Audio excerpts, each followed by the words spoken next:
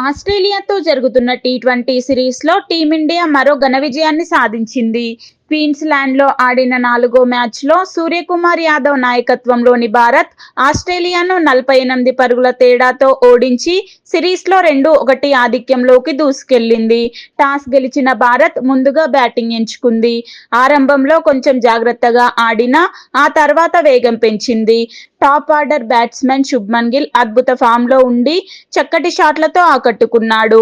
మధ్య ఓవర్లలో అక్షర్ పటేల్ దూకుడుగా ఆడి జట్టుకు బలమైన స్కోర్ అందించాడు.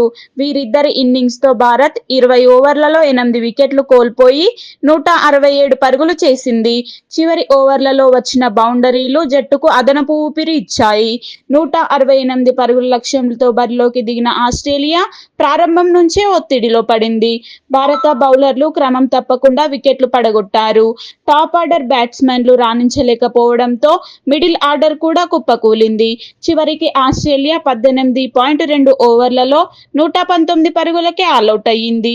ఈ గెలుపుతో సిరీస్లో 2-1తో భారత్ ముందంజలో ఉంది. ఇప్పుడు చివరి మ్యాచ్పై ఆశలు పెట్టుకుంది. భారత్ గెలిస్తే సిరీస్ తమదే, ఆస్ట్రేలియా గెలిస్తే సమంగా ముగుస్తుంది. అభిమానులు ఆ ఆసక్తికరమైన ఫైనల్ మ్యాచ్ కోసం ఎదురు చూస్తున్నారు.